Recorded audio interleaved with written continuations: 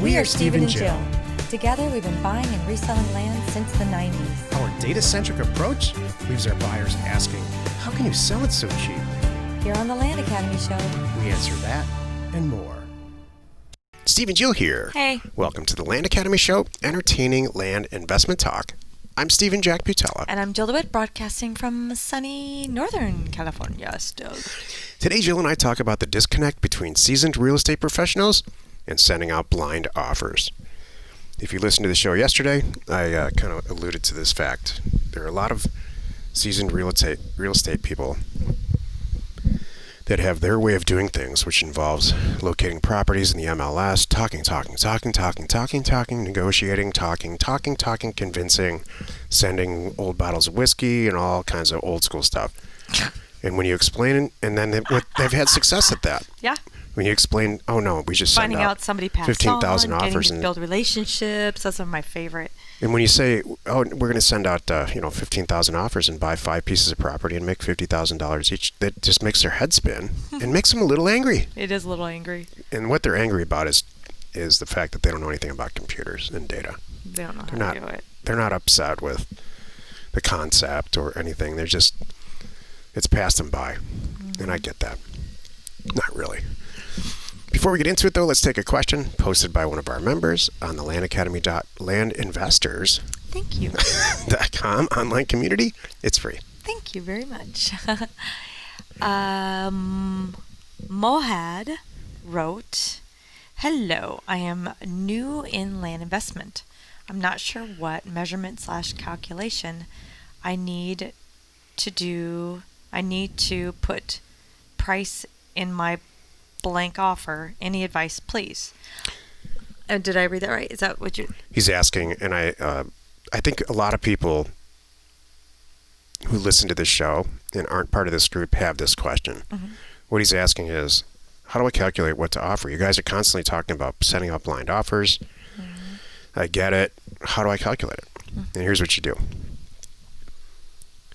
You take a look at a property that you have deemed is worth $100,000 retail. You're going to sell it for $70,000 to $80,000 wholesale because you want to sell it fast. So you need to purchase that property for half of that.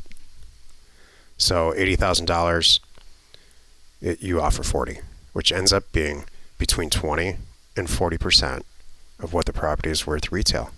So your first rule of order in a spreadsheet full of pieces of real estate, is to establish in every single line item what you think that land is worth. And there's easier ways and there's hard ways to do it. And if this intrigues you, what I'm talking about, you're a Land Academy member candidate. If you're listening to this and you're already a member, you've since long past this. And you probably started down this path with us because you were interested in this. So this is a very root, basic 101 question. Hey, how do I price an offer? Wait. And I'm waiting for the third option, which is, and if you hear this, and this makes absolutely no sense, or sounds like absolutely just too much darn work. Too much work, yeah. This Good, well might said, not Joe. be for you.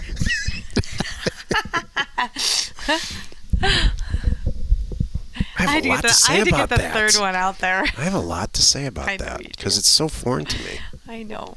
It's okay. What do you think that's all about? Like people that it makes their head hurt. They can't.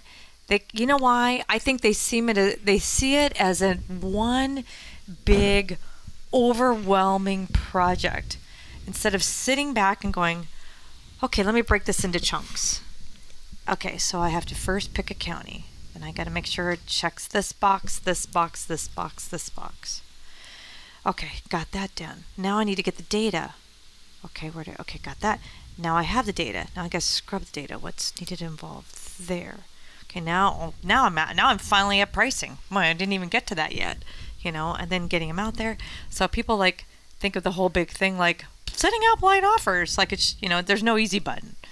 You have to break it out. Our group's packed full of former executives, mechanical engineers, all types of engineers, people. Accountants, actually a lot of salespeople. People that can deconstruct something like this and put it in a tiny little moving Steps. parts or steps and put it all back together and make something of it. I asked a lot of years ago. I asked somebody. A woman was working for me. This is way before Jill. When the company was tiny, it was like 2 or 3 people, including me. And she said, "Look, my daughter's pregnant and she needs a job really bad, and she's great at this, and this. Can we hire her for a while?" And I said, "Sure." And she was pregnant with her second kid, so that the daughter could bring the first kid in as a toddler. And it was actually a refreshing change. And for whatever reason, one day I asked the daughter, "So you've been here for a while. What do you think of this?" And this is way before Land Academy. It was just buying and selling land and how we do it and stuff she was responsible for. And she said this: "I don't think most people think this far ahead." Oh, it's true. And that kind of summer, I've always, that's obviously always stuck with me. Like, It's I true. think there's a lot of people just like, I'm going to go to work today. I'm going to get a paycheck on Wednesday. And It's true. that's about it. Yeah. And I'm good with that. Maybe thinking through the year, maybe thinking through the next vacation, thinking about, just next week and, buying school clothes or whatever it is. I get that. Jill and I watched a movie in our hotel room last night. It was all about leading up to a wedding.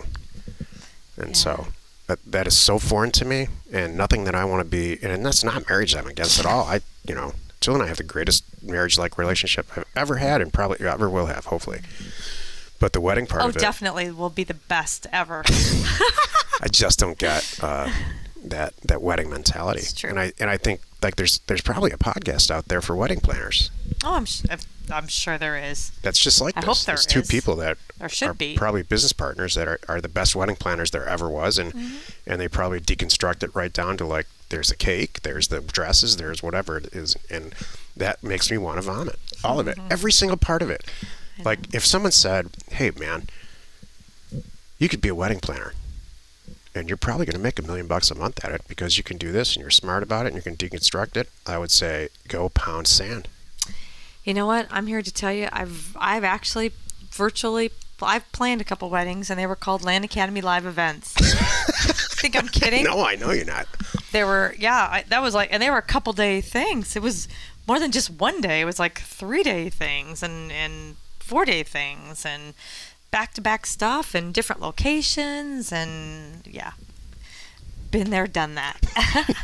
Today's topic: the disconnect between a seasoned real estate professional and the blind offer campaigns. This is why you're listening. As I said earlier, there's a lot of people that have done really well in real estate without sending blind offer campaigns. They've, and I think personally, the ones who've done incredibly well is all surrounded with the concept of improvement.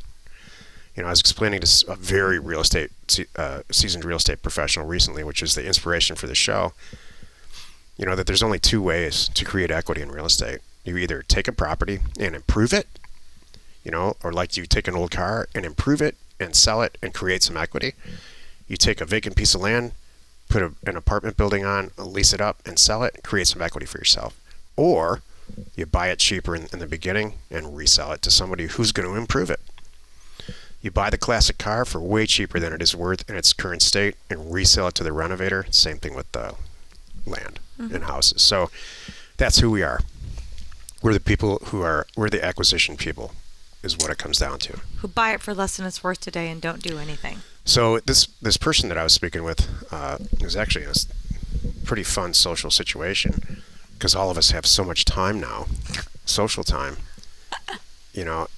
When I explained it to that way to him, he said, "Oh, I get it. You're the guy I should be buying this property from." I said, "Yeah." And you're the guy who should be renovating it because I'm sure as hell not going to do it. And then it all clicked. Because he was throwing cap rates at me. I've done all that. I came back to this, what I call it's not, he's on the dark side. I came back to this because I'm not interested in building a building ever.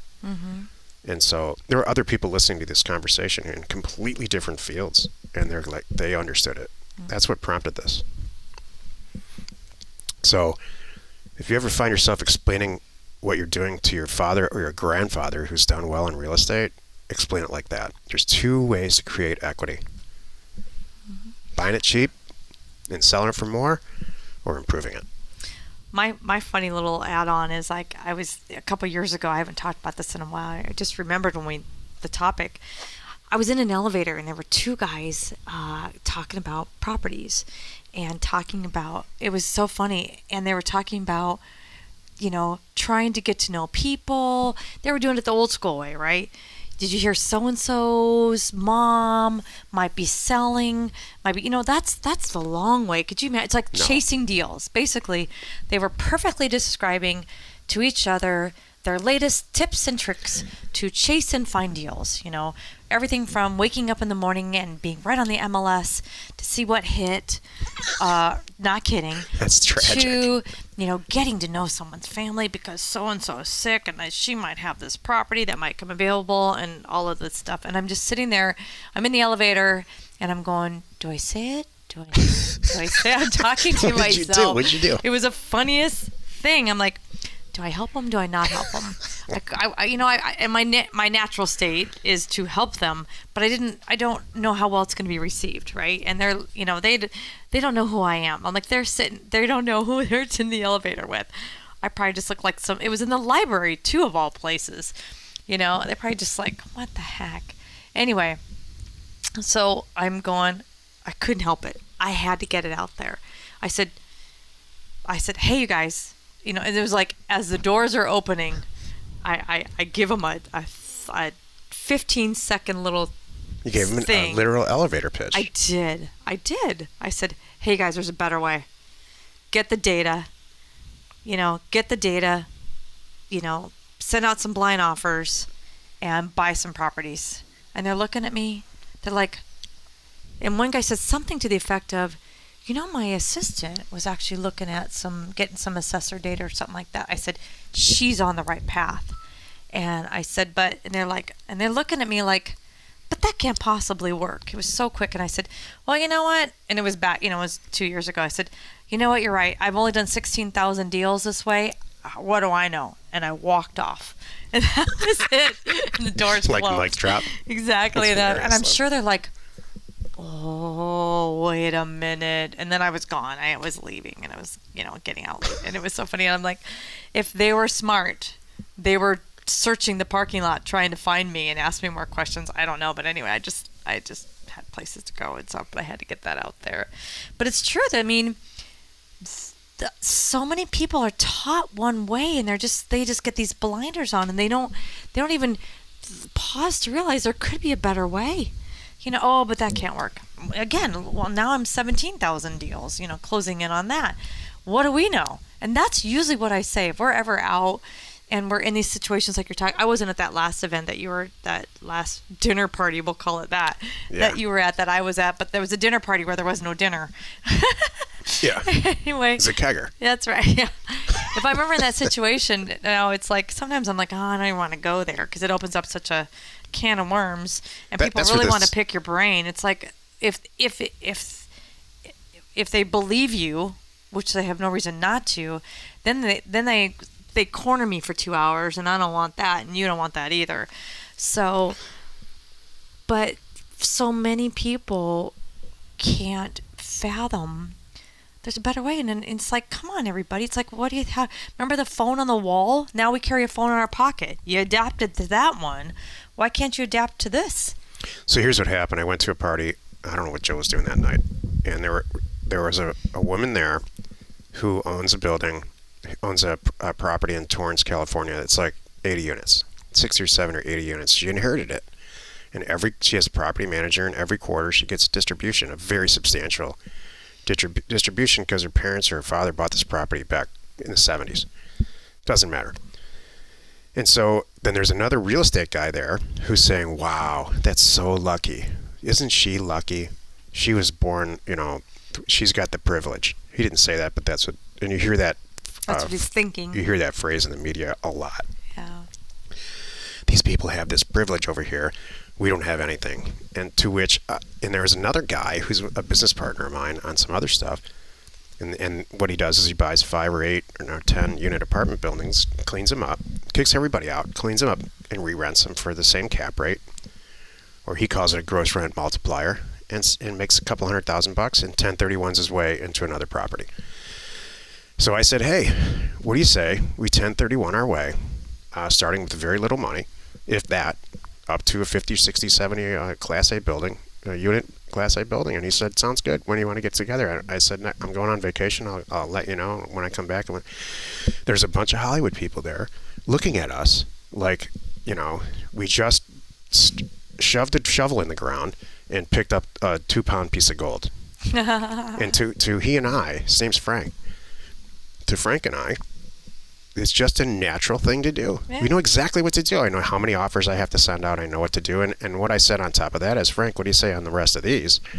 We don't renovate them at all. We just sell them on the potential cap rate, probably make not a couple $100,000 a unit, maybe $100,000, and let the other person do all the work. Just lay out the foundation, the financial foundation of what's possible. He said, yeah, that'd be great. It'd be a lot faster and easier. And then we went back to sipping our cocktails and talking about other stuff. These people were just floored. Yeah. So, including the person that owns that building. Right. She has no idea how to start from zero in something like that. And in 5 years, own a Class A building in California. Right. And you can. And not pay any taxes on the way. Yeah. That's what this show's about. Thank you. Happy you could join us today. 5 days a week, Monday through Friday. You can find us right here on the Land Academy Show. Tomorrow, the episode on the Land Academy Show, I'm happy to say, is our 5-year anniversary episode. Woohoo! The show's going to air on tomorrow's July 31st, and that is our to the day. We launched Land Academy in 2015, July 31. Yep. The Land Academy Show remains commercial-free for you, our loyal listeners, so wherever you're watching or wherever you're listening, please subscribe and rate us there. We are Steven Jill. Information and inspiration to buy undervalued property.